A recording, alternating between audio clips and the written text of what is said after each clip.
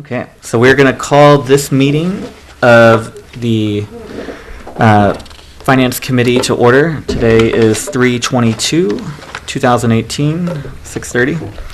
So on the agenda today, we are going to talk about the Norwood Community Television funding, the financial recovery plan.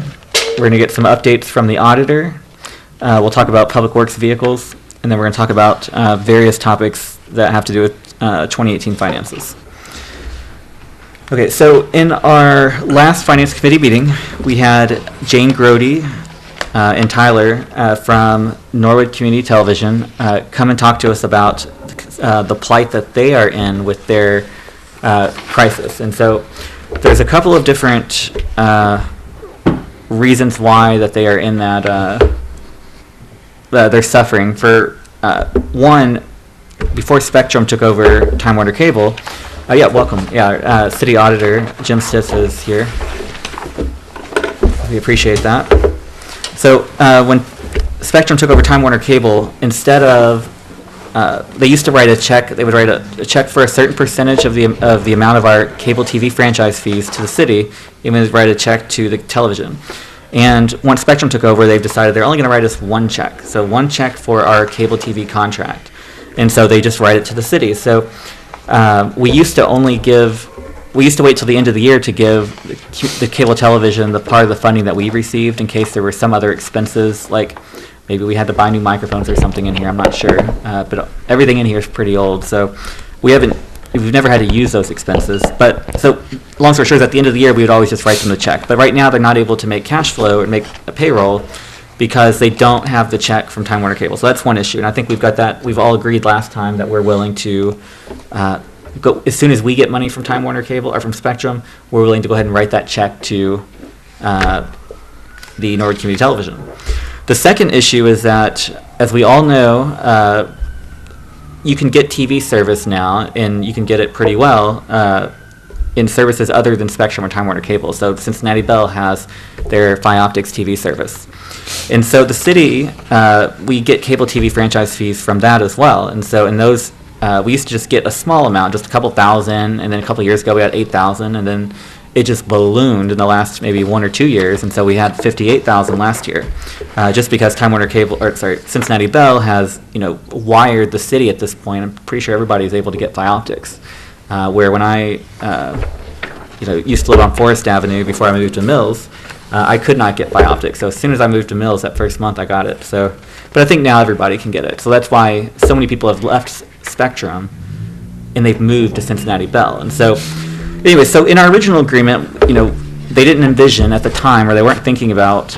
I don't think they were thinking about necessarily what happens when what if Time Warner Cable doesn't have the exclusive rights to provide TV service in the city. And so with deregulation, I think the auditor might have mentioned it at some point, but like 7 years ago, or so, when deregulation happened, 2008, 2010, it was a game changer. So now other people can provide the service. So we have to decide as, a finance committee. We talked about it last time, but we've got to decide, do we want to provide, really, the $58,000 from Cincinnati Bell, which is the original agreement, kind of, it intended for the cable TV revenue to go there, but do we want to make sure that it gets there? And so, I've talked to the mayor about this, and President of Council Lake. They are both strongly supportive of ensuring that this money gets to Norwood Community Television. They want to see that be an institution in Norwood for many years to come. And they want to make sure that they're able to provide the services that they provide. And it's cable TV revenue, so it's not revenue that we've ever counted on before. And so it should go to them. And so that's kind of, I talked with Leslie as well, just since she was not able to be at this meeting just due to a conflict that's not able to be avoided. And so the question is, do we want to, as a finance committee, recommend to the full council that those funds go just straight over to Norwood Community Television in the future? So that's kind of the decision to be made. And feel free if you have any questions or anything like that. I don't have any questions. I concur with the mayor and Ms. Lake. I don't see any issues. I don't think, from my understanding, it's never cost us anything. So it's their money. I think it's okay to recommend that. Yeah, I excuse me, I feel the same way. I think with the services and stuff they're providing, I think that money should go to them. Okay, great. That's I do have a quick question. yes. So, I mean, it sounds like this is something that council is probably going to pass. Now, this is a general fund revenue stream that comes in under a general fund key. So would it be, the way it would be structured, would you create a transfer of that money over to the Pace Telecommunications Fund? Or would this just be once a month, we write a check to them as to the balance it was the previous month? Yeah, no, How does the mechanics of that work through the money coming to the city and the general fund? How do we get it to them? yeah, it's a great question. So in the future, starting in 2019, or at least starting ASAP for any money that we get for the rest of the year, I think that we want to just have those funds go straight into the Pace Telecommunications Fund at the city. And then as we get those funds, we can then write the checks out of that fund there. And I think that's how it's going in the financial recovery plan. We made the assumption just in our current working draft that Finance Committee might say yes on, giving those funds back to where they belong. So basically in the future, they've assumed that it will never even enter the general fund, that those funds will just go to the PACE fund. Do you then want to go back to the first of the year and make those transfers into Pace Communication, make it back to January 1st of 2018? We can just do a negative revenue and into the general fund, and then essentially move that money into the PACE fund if you're going to backdate it to the first of the year. Yeah, if we're able to do that, I think that's an excellent recommendation.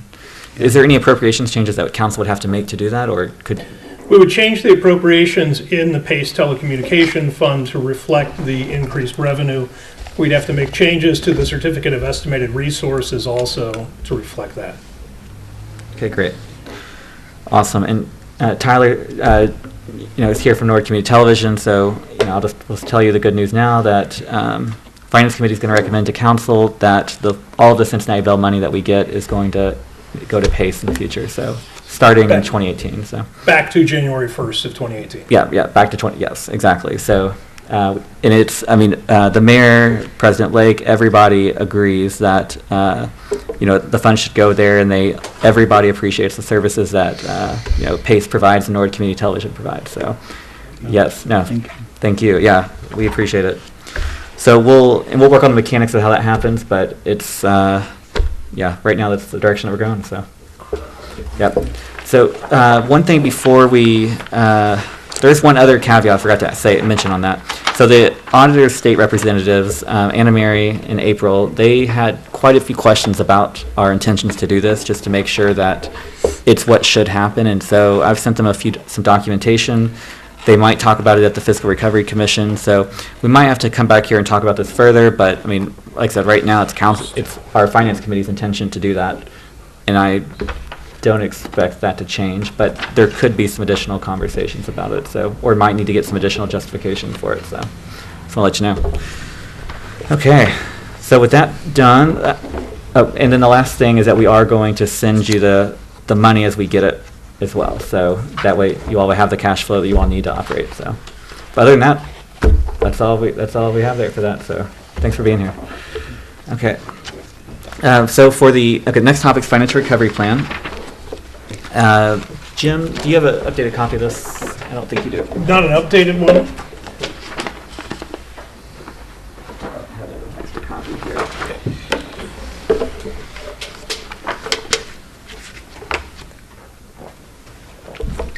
Okay.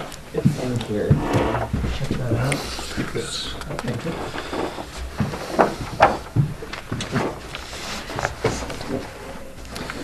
Okay, so the version of the financial recovery plan that is presented to us here, it looks like the financial recovery plan that we would have passed back in July of 2017. So it has all of the information about just the overview of the financial plan, the various sections of the Ohio Revised Code. It kind of lists some of those. And then it gets into the actual text of the different stuff that we're actually going to work on. So all the stuff that we're talking about in the plan, all the assumptions and stuff that we've made, they actually spell it out in text here. We talk about there's just a letter from the mayor just presenting the plan to council and to the Fiscal Recovery Commission. And then it gets into the meat and potatoes of the plan. And so there's very few changes in here. There's none on the first page when it comes to revenues, except for the cable television. So we have $58,000 a year under fees, licenses, and permits that were reduced. So starting in 2018, they took that out just so it for Pace Telecommunications. So this plan now reflects kind of the decision that we would have made, and it could have easily been changed if we would have decided something else. Let's see here. The biggest changes are going to be under police crime control. So there there's a few numbers that are going to change. That I've already given the other council members, Jim, some numbers that changed in here. So for 2018, under contractual services, it's not 181.3, it's 162.3. Under 2019, it's 159 for contractual services. 2020, it's 160,500. 2021, it's 162, and then 2022, it's 164. And then for materials and supplies, for 2018, instead of 133,400, it's $110,000 flat. And another thing that was added here is that the capital outlay, there was $8,300 added, and that's for two 2011 police cruisers. They're kind of hand-me-downs, I guess, if you will, from Westchester Township. So they have about 61,000 miles on them, which is more than Westchester wants on their cruisers. But they want to create a new key under 7,600 for capital projects? Well, that's this. Or put it under contractual?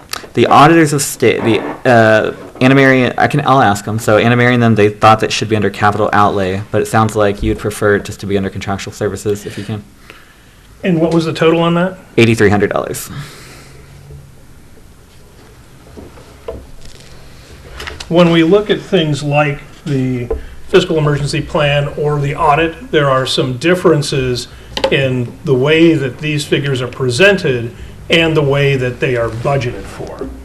One of the major differences you may see is anywhere under debt service that we have, they separate out principal and interest. Yep. But we don't exactly, on a budgetary level, say this portion of this bill is interest and this portion is principal. We just do it as a general debt service key. And then when it comes time to do our audit and our financial reporting on our end, we report that out as principal and interest. But from your standpoint, it's all under one major key. Sure. Similar here, this may represent a capital outlay or a capital purchase because it exceeds the amount of $5,000, but it doesn't mean you budget for that amount. Just like you wouldn't budget exact to the penny interest and exact to the penny principal, just like you don't budget this much for payroll and this much for vacation time and this much for sick time. You do it all under one large key. So, the question is going to be, where does that fit in? Do we create a new key, which for us, if it's going to be a capital outlay, it would be 7,600 key, or do we roll that amount into the existing contractual key for that purchase? Gotcha. So I am, we'll ask the question to Anna Mary, and so I'm okay either way. It's really more, and I think you realize that too. I mean, whether there's a new key called capital outlay created or whether it comes out of contractual services, if they want to move it up there, I think that that's up to you all. So we'll have that conversation with Anna Mary on Monday, or I'll have her Monday afternoon and hopefully have a decision for us that night. So, but the cruisers, though, they have 61,000 miles on them, or about, I think they both have about 61,000 miles or somewhere around there. And so, it's about $4,000, $4,100 per police cruiser. And so even if we get 50,000 miles out of those things, a new cruiser is 10 times the cost. It's almost $50,000. So it's still going to be per mile of driven by our police department. It's still going to be a good value for us to go that way, and so it at least gets the police over their hump. They're worried about the cars that they have, so it gets them over that hump. And there won't be any new cost of like they'll be able to transfer pretty much all of the like any of this equipment stuff that they have in their old cars. A lot of that will be able to transfer over. Question. Yes. So you buy police cruiser from another city, that means we have to paint our emblem on there. Yeah. Is that cost, is it in that cost? Or Yeah, is it's that all included. additional? Or? Yep, the decals are included in that cost. Okay, So great, it's, great. yep, and I say they're hand-me-downs from Westchester. It's still a private company that currently owns them, but a company that the city works with quite often. So they must have given them some credit or gave them some extra equipment for their old cars. And so, Okay. We're working on getting for them. They're still working on like some tire issues on one of them, and they're trying to figure that out, but Great. Yeah, that sounds like a good deal. yeah, I agree completely. And so Lieutenant Williams has been really working hard on this, and I think another officer has too. Forgive me for not knowing his name, but anyways, all the information's been forwarded to me through Chief Kramer, so it's good that this is happening, and anyways, that's in there. So we also have, okay, so you'll see that we're under materials and supplies that it's higher this year, so it's 110,000 this year versus what it has been in previous years. $35,000 of that is for new dashboard computers, so they've got to have all of the computers in Hamilton County that are serviced by the county's like central computer organization for the police department they all have to be replaced this year. So we have to replace ours. It's just a cost that we can't avoid, so that's why you see a spike this year there. Okay, so let's go to the way that this is structured. So we're going to keep moving forward then to the final page in the general fund. So it's the page where we talked about the recovery plan items for the general fund. So with all of the updates that we've made, so that we've taken out the revenue from Cincinnati Bell, since that is Norwood cable television revenue, and we've taken out we've added, added expenses, just some expenses for the police department. Our forecast at the end of 22, instead of being around $400,000, it's now around $108,000. And actually with the changes that we're going to make with the police department, it says 108 there, but you can add $105,000 to that with all of the changes that we're going to make with the police department's budget. So will you repeat that, please? yeah, so add $105,000 into the ending cash after 2022. To 108 at 100? Yeah, it'll be $213,000. 213. Yep. Or about $213,000. So Thank you. that's where we're going to end up in this fiscal plan. So we don't exactly know what the Fiscal Recovery Commission is going to say about it, because there are assumptions in here that are made that we may not be able to get. So like contractual things, we're trying to get current employee health insurance at 15%. That's the policy that the city, wants to get to. We're trying to get, a reduction in our complement for the police and fire personnel. I mean, it's to make this thing balanced. And so if we don't get those, we don't know exactly what the Fiscal Recovery Commission is going to say about, the assumptions that we have there. But, I personally, I'm very proud of this plan that's been created. I think it puts $2.5 million, in the street fund at the end of 2022, although we're going to spend it up, as we go. But $2.5 million more that we'll have for streets over the next 5 years that we didn't have before. Wow. So, I think we can all, and that's something that we can all, let constituents know that, hey, we're working on that. And so there's sacrifices being made in other parts of the city, other parts of the plan in order to allow that to happen. But, we're not closing the pool. We're not closing the senior center. We're not closing the health department. We're not furloughing our employees, at City Hall. We're not closing one day a week, once a month. I mean, there's a lot of things that could have happened, and that, if we don't get some of the concessions that we need, that still could happen. And so I think we should just remember that as well, that, right now we don't, this plan is able to work how it is, but if we don't get the concessions that we need, then we'll have to come back and have another conversation. So either at the end of this year or at the beginning of next year. But I think for now, like I said, I'm very proud of this plan. I think it presents it's a good direction for the city. So with that, do you have any comments or questions about it? Or I have a couple of questions from a budgetary standpoint. yeah. I see on here, it talks about moving the lighting from the street and the state highway fund, those will be moved to the general fund. And will we be creating a new key for that under miscellaneous? Will that go under public lands and buildings? Where will that be moved to in the appropriations? I think we'll have to get a recommendation from the auditors of state on that one. But yes, it's a valid question that you're going to have to that somebody will have to figure out. And similarly on this, they talk about movement of street employees from the street and water. Now, those employees had come from the parks key in the general fund, one each. And I notice in the plan it does not show that any money is being appropriated or planned for under the parks key in the general fund. So if you're moving these individuals, where do they move to? Because we need money there for them. So we're gonna anything in this in the 2018, I guess, row or column for this.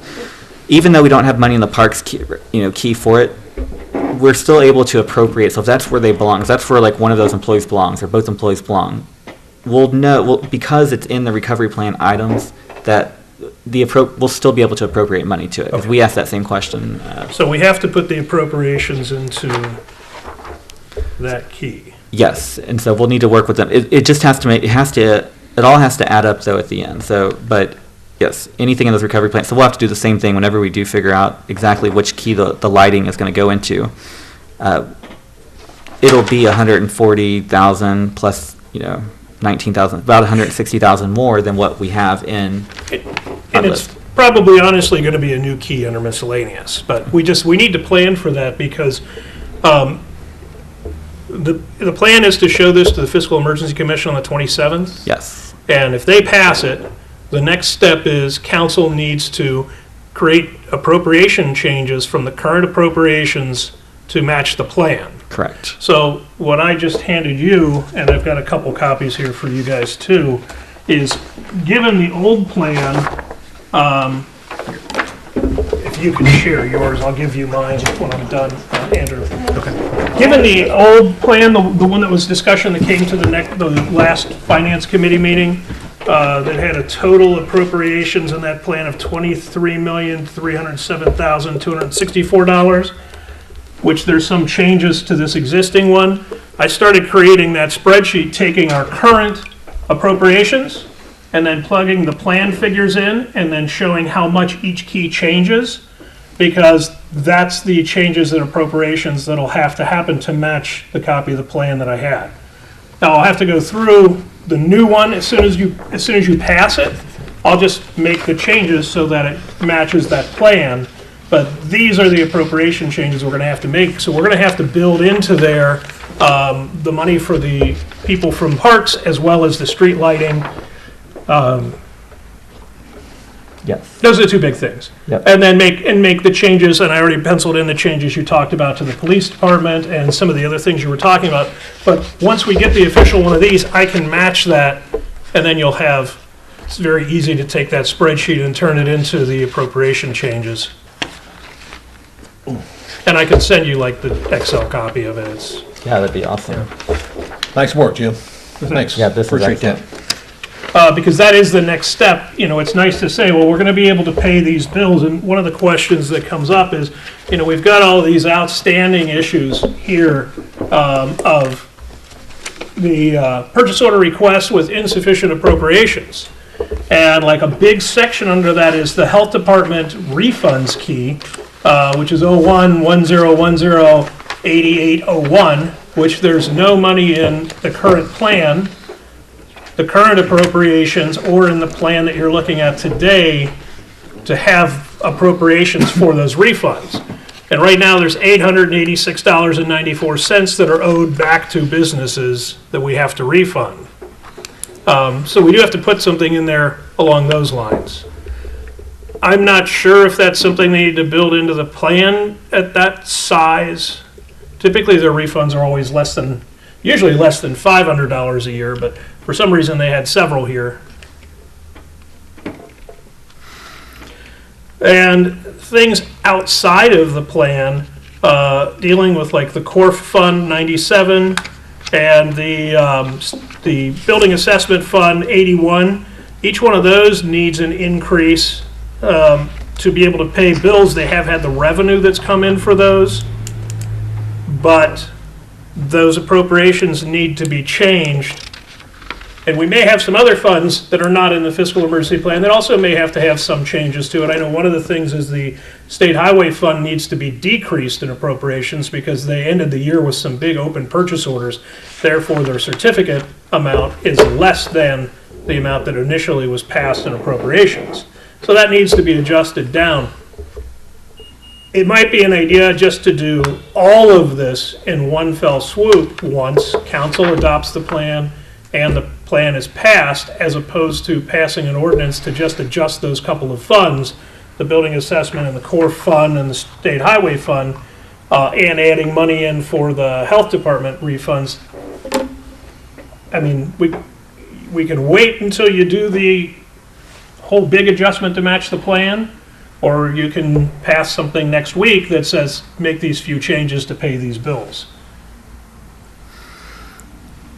You know, you want to change appropriations now only to change it again in 2 weeks after that? That's the question.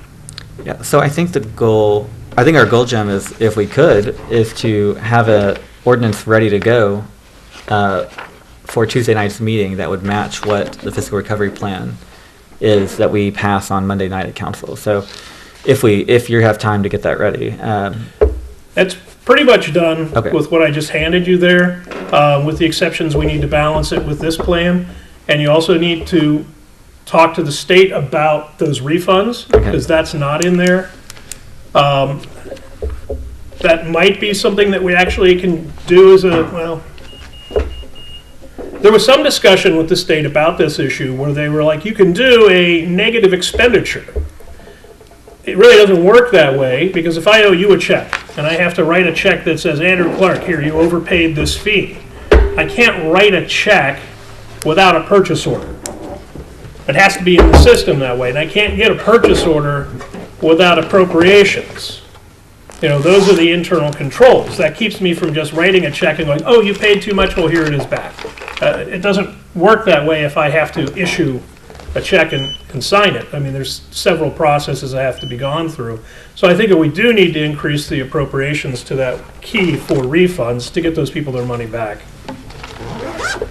Okay, great. Yep, definitely. I'd like to get that cleared as soon as possible. With the building department, and are we all in agreement that too? Like the money that, Yeah. so Bed Bath & Beyond and Walgreens, they were just owed like $50 to $150 each, total of $800. That we'll make sure we get the appropriations adjusted to refund that back to them. So, Yeah. okay, cool. Sure. And then the building department as well. So we have the 8100, the Fund 81, Fund 97. Those are funds where we get money in from various sources, and they need to be written back out to other sources. So, the building department's been actually kind of waiting on this for a while, but I didn't really want to mess with this until we adjusted appropriations across the board. So are we okay with increasing appropriations to the amounts that they have currently in revenue in their fund, so that they can pay it out to the sources that it needs to go to? So Talking about the building department items? Yeah. Yeah. So for 81 and 97. So that first one I Gotcha. think that's in the fiscal recovery plan. So awesome. So that, Jim, if you'll take that then. So And just build that in. yeah, those two. Yep, That's already in the copy I gave you there. perfect. Okay, great. That's fantastic. Awesome. And then for the Recreation Commission, I guess we can just talk about the rest of these real quick, or at least talk about the Recreation Commission ones. So there's money that's needed for chlorine and for concessions reimbursement, and it looks like supplies. Right now, we don't have anything for, what is this, 7,300? So for materials and supplies, we don't have anything in there. But the fiscal recovery plan is going to add funds in there, so we'll be fine for the future on that after Tuesday. If you look on page 6 of the spreadsheet that I gave you, you'll see that it's built-in changes.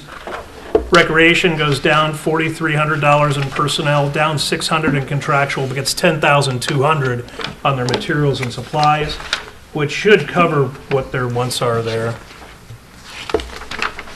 They're numbered at the bottom, sorry. Okay. Perfect. So Excellent. Great.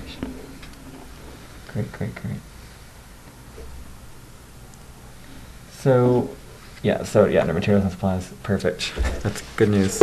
I'm not sure why we didn't include it in the fiscal recovery plan last year, but it's been a mess, but I'm glad it's there now. Awesome. Jim, do you have anything else you need to share with us? I did make copies because we were talking about these this insufficient appropriations list. These are copies of all outstanding POs to the city right now. So if you get approached by somebody and says, we need to buy X, Y, or Z, these are all the existing POs that are out there. I think a lot of the things on the appropriations insufficient funds list are going to be covered by the fiscal emergency plan once that's adopted. But those are the existing POs now. And as I was saying, we run into problems sometimes where there'll be a blanket purchase order put out by one person in a department, and somebody else will come and put in a separate PO for one item they want to buy, when really it should be under that blanket. And so you'll see things like, office supplies, miscellaneous vendors, and then somebody comes in and says, I got to buy an ink cartridge. Well, they should be buying it under that miscellaneous vendor's blanket purchase order instead of generating a new one. So a lot of times we try to redirect them back to their existing POs. But those are all the outstanding ones that the city has right now for all of its funds. And anytime you want to see that, that's a report we can generate. That same information is within the report that you get, which is the expense account with encumbrance detail. So it actually shows line by line. I like this kind of neater form here, but you could use either one. It's the same data in the one that you get that's sent to you, but this is up to date today. We have looked somewhat into the water fund and issues that we've been having with its balance and expenses going up. The expenses were huge in January for really two reasons. Number one, we had a couple of big water main breaks, so we saw about a $250,000 increase to the city's expenses on the cost of water to the city. And that money is collected, that money is charged to the city, but that's not collected because it's just running off into the street when that happens. And unfortunately, that does happen sometimes. The other thing was, in January, they switched to a new billing company. And so we paid the bill early in January, and then we got February's bill later in January, which should have been paid February 1st. We paid it towards the end of January. We just paid it when we got it in. And a lot of that has to do with the water bill. We actually cut the checks and physically take it to the Cincinnati Water Works, because if there's ever this lost in the mail or delayed delivery or lost within their internal processes, whatever, if it's ever late, that is a huge thousands of dollars worth of late fees. So when they started this thing about, our internal processing can take up to 4 or 5 days, we just take the check down because we get it stamped then that it's been delivered, because we don't want to get those late fees. Similarly, when we get the bill, we tend to pay it right away because we don't want to take any risk of getting the late fees. So there was actually kind of a double payment of the water bill in January, causing it to be a negative balance at the end of the month. So then in February, there wasn't a water bill, and I've got some spreadsheets here that I'd be happy to go over with you guys at some point or give them to you to look at. So there actually was not a water bill paid in February, so the expenses were down. But now in March, we're going to have a bill to pay. And the question is, what is our balance going to be in the end of March? Because in January was negative. February, the expenses weren't as high because we paid January. So the end of February really shows us where we are. And it had a balance of $8,000. And when you only have $8,000 in a fund, that your water bills are, hundreds of thousands of dollars each month. That's not much wiggle room. And so we've done a breakdown of expenses looking at 2016 and 2017 by key within the water fund. And I've got a sheet here that has all of that on it.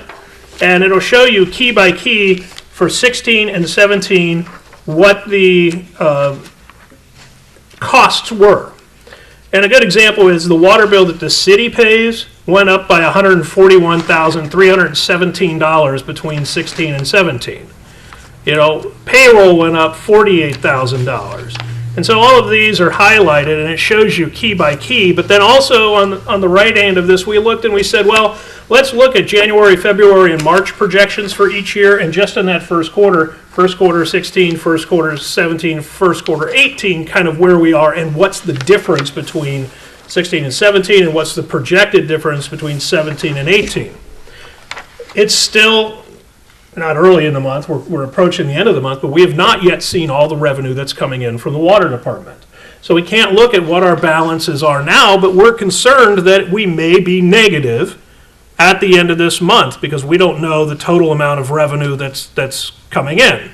Where we stand right now, we need another $244,000 to break even, and that has to happen in the next week.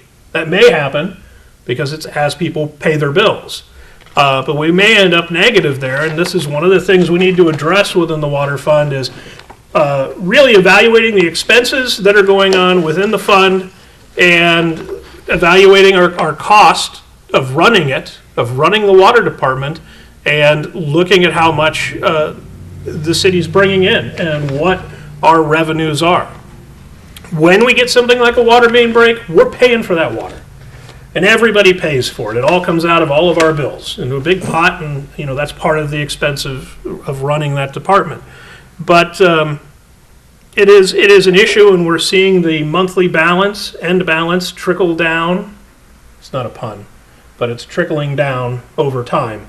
And so we're concerned about the fund, and we're concerned where we're going to end up at the end of this year if this trend continues. I've got all the historic data here, including revenue and expenses month by month going back 3 years, as well as key by key going back 2 years, and totals. So in 3 separate sheets for you guys to look over. If you have any questions about these sheets, when you look at them, Marcus ran all of this, and he'd be happy to talk to you and kind of show you where his ideas on it are. I don't really have a question, but I'm just thinking we have two requests in front of us for the water fund, so that just troubles me a little bit. They need an $80,000 piece of equipment, and then I forget the number on the truck, but that troubles me a little bit. You got any opinions on that?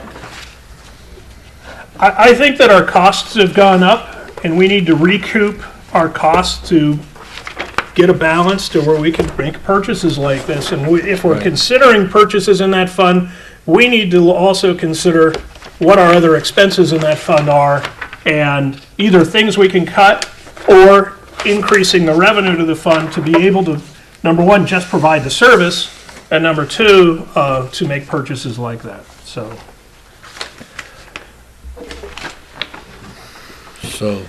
yeah, it's my understanding that our backhoe is pretty rough, I guess. We need to check that out a little further, but they need to have one. We have water main breaks, and they got to fix them. So that's just that's a situation, I guess. Yeah, and if you're paying for the water that's poured in the street and you don't have the piece of machinery to fix that problem, that's a problem. Yeah, absolutely. That's a problem. So considering I agree. Yeah, I was gonna say. Considering that the water main breaks, we've had, it's caused $200,000 extra increase in expenditures. So are we saying that we are okay with the? I still do want to just hold. I want to see if there's any, before we authorize that. That's what is it, $80,000 in expenditures, even though they're 2 very much needed items. I'm still slightly concerned about authorizing it at this point, just because we are in the negative, or basically almost in the negative in the water fund. I don't want to cause further cause trouble there. There is some positive coming for the water fund. Well, positive for the water fund, negative for residents. So I'll just mention this real quick. Our codified ordinances in the city of Norwood give the safety service director the authorization to set the water rates and the sewer rates at the costs that he feels they need to be in order to allow the water to operate effectively. So, basically I think the reasoning behind that was that they want to take the politics out of raising water. They didn't want to put it into the hands of council members to have to decide whether they're going to raise water or not, especially, it's just a very hot button issue. So we did get a letter from the Safety Service Director. Well, we got information from the Safety Service Director. I'm going to ask if he would put it in just in a letter form for council, but saying that they are going to raise water rates, not sewer, water rates by 5.0% effective this month. And so I think he has to wait 30 days to do that. I'll ask about that. But either way, they're going to go up 5%, which it's basically a pass-on from the rates that we're getting increased from the city of Cincinnati. So the city of Cincinnati is basically our supplier of water, and they have a monopoly on the water they provide us, so they can set the rates at whatever they want to set them at. And I think they've been relatively fair in the sense of, I think they raise our percentage as much as I think as they raise their own percentage for their residents. But they may not always do that. So, and they may not have always done that in the past. I don't know what the practices have been. But either way, so there's going to be a water rate. Like I said, the water rate's going to go up 5.0%. It'll be talked about at the council meeting. There'll be a letter to council at some point, hopefully on Tuesday, so that the full council can hear about it and understand the reasoning for it. So as bad as that is for residents, it is a positive for the water fund that's not looking so hot just based on the cold winter. And so it'll provide some relief there. I still don't know if that's going to be enough to authorize the backhoe at this point. It's very, talking to Joe, it's still, the Safety Service Director, it's still very, very important to them to have it, because if we do have a backhoe that barely works, and so when that does break, they're not able to operate the city. Jim, do you have do you feel like if they're going to have to buy it this year, so do you have a recommendation on that? Does it affect if they buy it now versus buying it later? If the plan is to increase the rates to cover projected deficit and still have enough left over to buy it, then they should be able to purchase it now, as long as that rate change happens. And if you say go ahead and buy this and they don't do the rate change in 9 months from now, where do we sit? So I think the two are tied together. Excellent. I think they are going to I think they learned their lesson from a couple years ago, and I would think that they're going to make sure that they say they're going to raise the rate, that they're going to raise the rate. So go ahead, John. I remember a few years back they raised the rate. Cincinnati raised their rate 3 point something. I can't remember exactly. We raised our rate 5. Did that happen again, or do you know exactly what Cincinnati raised, or is this?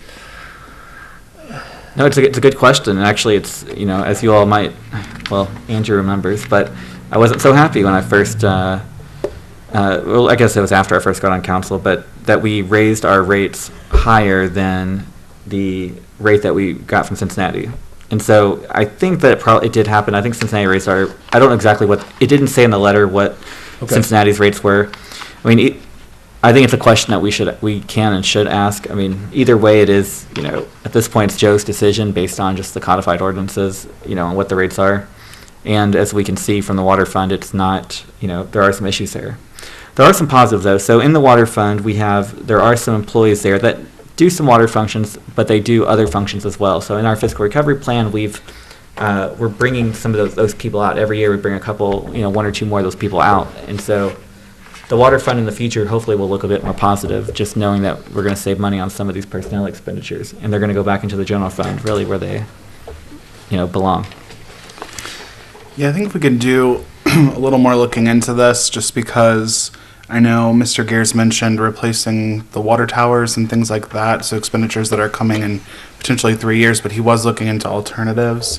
So I don't know. He didn't really give us a timeline. I know he's just working on it, so I think that's something we have to take into account as well, is that a couple years down the line, if we have to replace those, we're going to need to. I think we're under the gun. What's our date to get this? We need to push this through, don't we? We have a deadline here.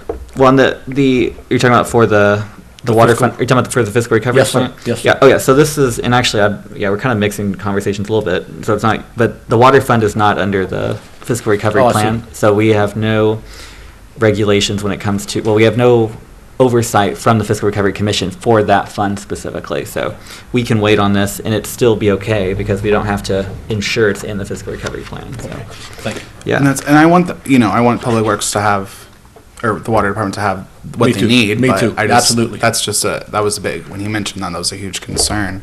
I think that I think Jim said it, if we have a water main break that costs hundreds of thousands of dollars or $100,000, an $80,000 piece of equipment is necessary.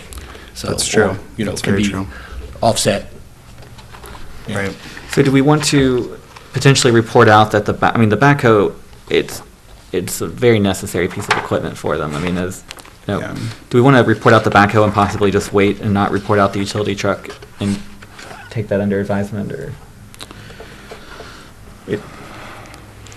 Maybe we can come back to that later in the meeting too, once we talk about some of the other Okay. items. Yeah, let's do that. So Yeah.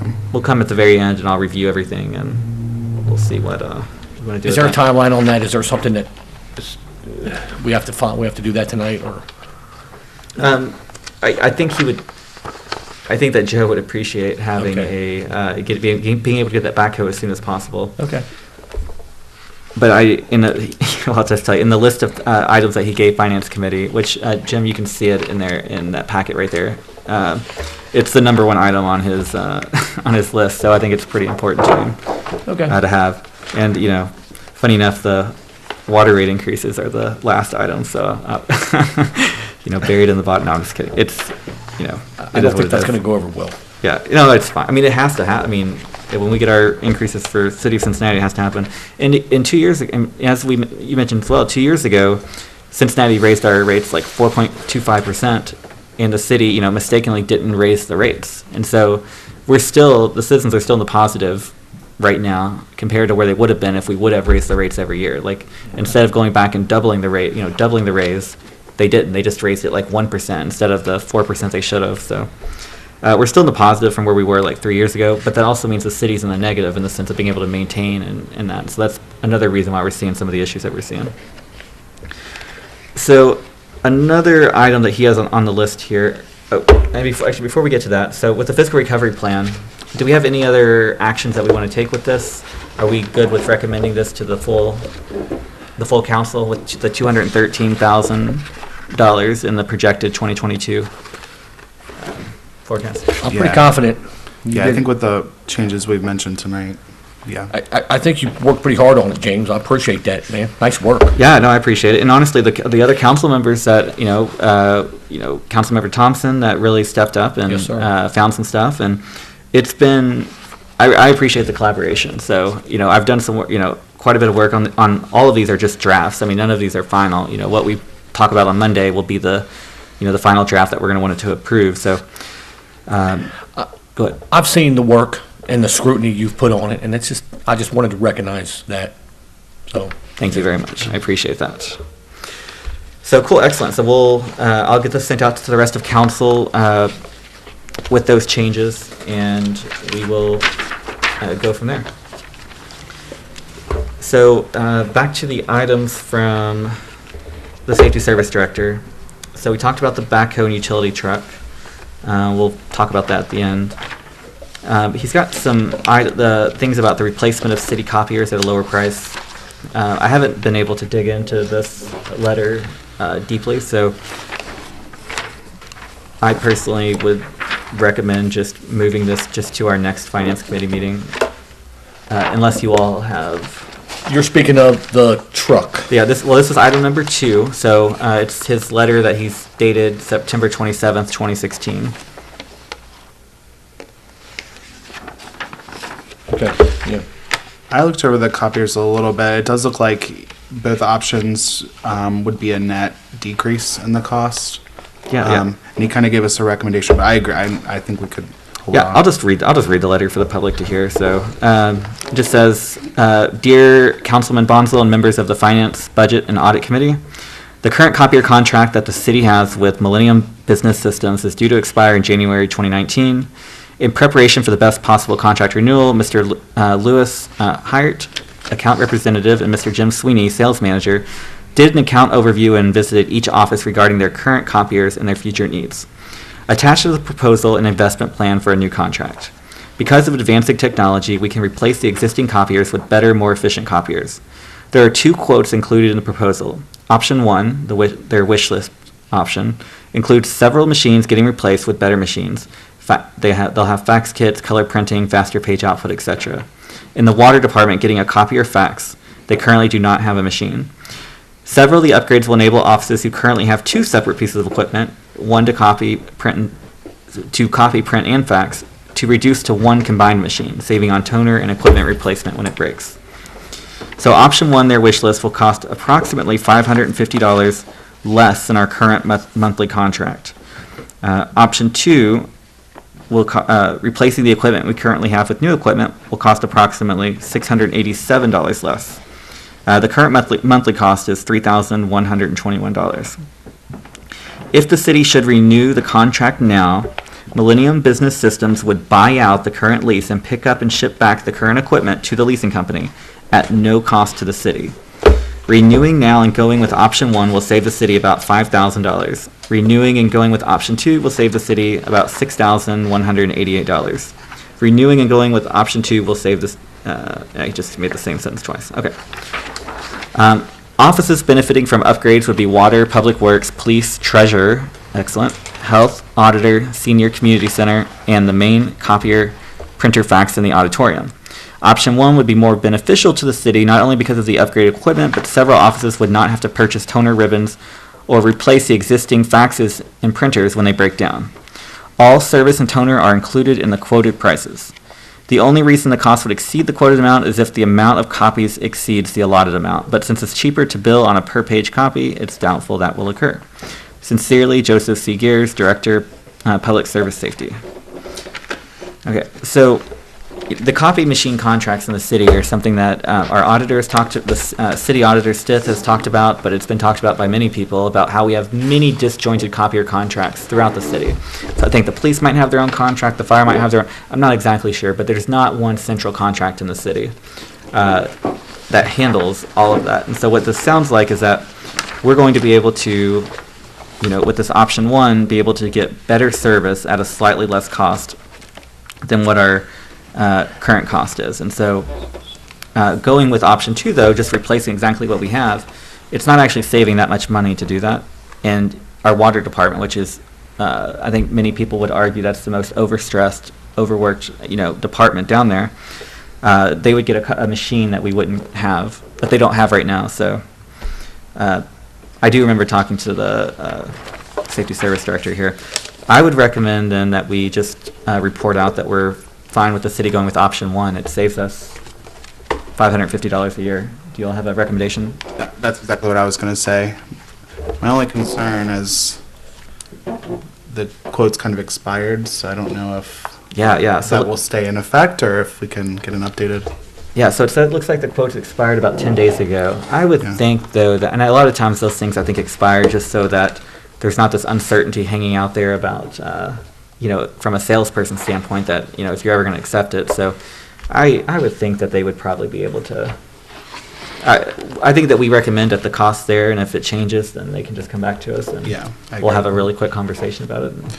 Yeah, that sounds good. I'm okay with that, yes. Okay, great. Thank you, John. So I really appreciate that. Cool, excellent. So we'll report that out. Perfect.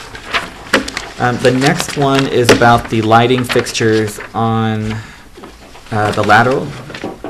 And so residents at home, I get more complaints about, other than the streets, I get quite a few complaints about the lighting on the Lateral, and rightfully so. I mean, it looks terrible in the city. You got this big Norwood sign, it advertises that, hey, you're in Norwood right now, and then when you're in Norwood, your lights, the Lateral lights aren't on.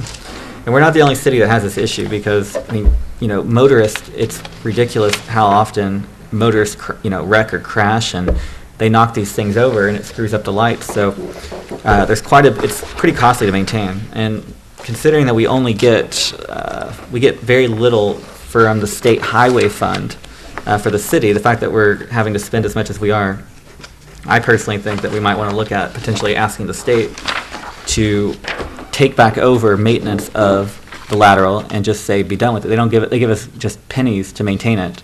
And if we're about to spend as much as we're likely going to have to spend to get those lights fixed, it might not be worth the city of Norwood actually doing that maintenance. So in the past, they used to use that money for either salaries or for salt and stuff, but I think we could probably find the money elsewhere and avoid some of these expenditures that we when motorists wreck and cause quite a bit of cost. So I'll just read this letter from the Capital Electric to Joe. They said, Joe, I've attached our quote to perform the retrofit of the existing roadway lighting along the Norwood Lateral. Please contact me if you have any questions. Thank you, Steve Tollovy, Operations Manager at Capital Electric. And so the quote sheet that they have given us, it is to replace the existing 400 watt, 480 volt lights with new LED the LED luminaires. So they're not going to change any conduit wire fuses, light poles, or bracket arms, but they are going to fix all the actual lights. And hopefully that quote includes fixing whatever is causing the outages in there as well. I need to ask Joe about that. But the quote is $71,000. And Jim, do you have the numbers in front of you for how much we get in the state highway fund each year? I think it's like in the 50s. I guess it's in our fiscal recovery plan as well, but it's in the... I have it here. Yeah, I see it. Yeah, while he's pulling it up just to confirm that the fiscal recovery plan is correct, 2017, our revenue was $53,000 in our state highway fund. And so we have an expenditure here for $71,000. So, 2017, 53,000, 2016, 52,000, 2015, 62,000, 2014, 52,000. So in that 50 to 60 range, closer to 52 to 55 on average. 50 to 60 range, perfect. So, I don't know if you have a recommendation on this, Jim, but I'd like to ask the safety service director to see if we can just rid ourselves of it. Do you have a recommendation on that? The state highway fund does not just cover the maintenance of the Norwood Lateral. It's all state highway routes in the city, which there's a percentage of streets that we have. Montgomery Road is a state highway route that we can use revenue coming in to perform maintenance on it. So a percentage of overall maintenance, such as salt or paint or other such things, can be credited to that fund. But not just the Norwood Lateral, but all of the state highway miles in Norwood, we're supposed to cover maintenance for $52,000 a year, which... So do we have then, do you know if we're obligated to do the maintenance for it? I mean, have we just agreed to do it for the pennies that they're giving us in the past? For the Norwood Lateral or for the other ones? For the Norwood Lateral. I don't know what the agreement is with the Norwood Lateral as far as our responsibility for maintenance of the street lighting on it. Gotcha. Yeah, I would say I'd love to rid ourselves of salting it and all of it and let the state, personally take back over. I just feel like it's for $50,000, and this is for $50,000 or $60,000 a year, and that covers all of our state highways, not just the Norwood Lateral. I mean, we're losing a ton of money on that. And so, anyways, I'd just be curious to know if we could save money there, especially if we could do that before. And again, this could all be, literally they could come back to us and tell us, no, state law says you have to do it. Just shut up and do it. Okay, fine, whatever. I don't know. I don't know what the obligations are of the city to maintain their part of the lateral. I know Cincinnati maintains their part, so I don't know if we have to or not, but it would be interesting to find out just because it seems to me we're spending a lot more than we take in to do that. So, but with that, and it looks like so in this quote that he gave us, it looks like $45,000 of it is to go with the LED heads. $23,000 of it, I think, is just to get it back together. And I'm not sure what the $2,000 the mobilization. So, I will say that we've got to do something with the lighting. So, do we want to just take this under advisement and, schedule this for our next finance committee meeting after we have time to gather more information about what the quote includes? That would be good, I think. Yeah, I'd like to hear what we're required to do. Okay. What's expected. Excellent. Yeah, I think that's a great idea. I don't think I'm ready to jump on board with just giving it to state, but we definitely need to look into that, I agree. Yeah. And we'll, if, I'd like to talk to Eric Thompson about that as well, just since he's got the Street and Infrastructure Committee. Sure. To see if, maybe they can look into it to see if they have a recommendation for us on it. Once we can get some, I care about the financing numbers, but definitely there's other issues. I mean, I also care about the services, but the financing is appreciate our that, committee. yeah. Is what we're caring about here. So his committee would care more, would really deep dive in more to the infrastructure part of it. Okay, so for the lights, we are going to hold in committee. Okay. The next issue is a letter or a memo from Jerry Stoker to Joe Gears.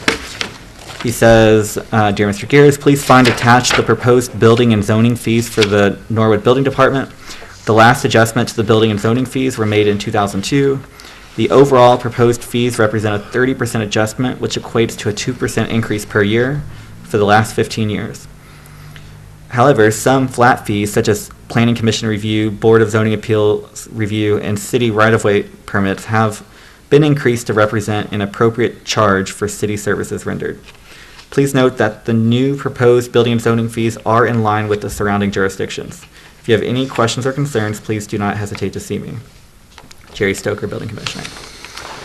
So with this, we have just a whole list of, current building fees and what they want to put them to. My concern with this is that many building fees, so if we don't talk about just the fees for plan commission review, but we're actually talking about the fees for new structure building, they're based on the valuation of the structure. So if the cost of structures go up, the fees are already going up, if that makes sense. So I don't think this is actually anything that counts. I'll have to find out if we're allowed to say yes or no on this, but I would be a little bit hesitant to, at least recommend, at least give our blessing to a 30% increase, even if it is only an average of 2% per year. I would want to look more into that before, we just approve that, especially when the city's got so much development going on right now.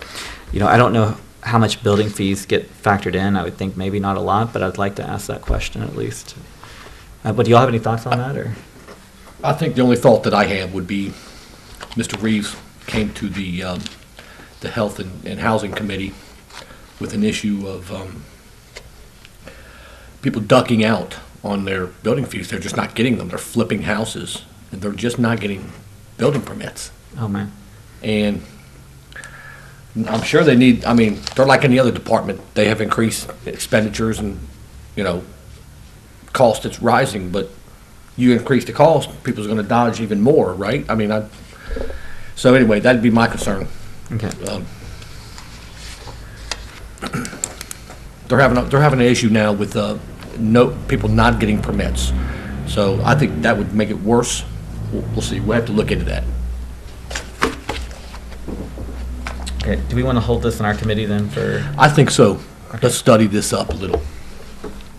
Yeah, I think just seeing this, I'd like to look a little further.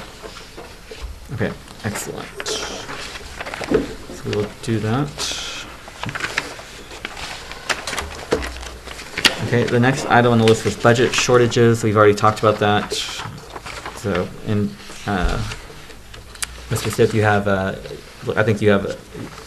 you're going to take our conversations into account when you work on the appropriations ordinance for funds 81 and 97, and then I'm going to work with the auditors of state representatives. I'll CC you on the email to find out what we should do about the health department refunds. So that should be good there. We've talked about the water rate increase. Excellent. So we've talked. So that covers all of the 2018 finance items that the Safety Service Director had for us.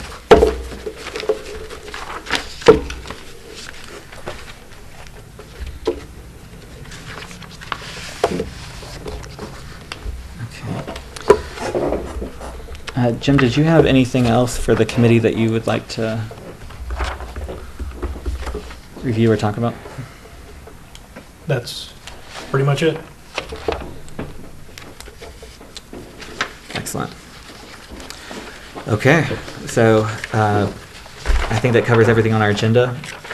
The fiscal recovery plan, just so you all know, I'll send it out to the rest of council tonight or tomorrow at some point, so that we'll have time to review it.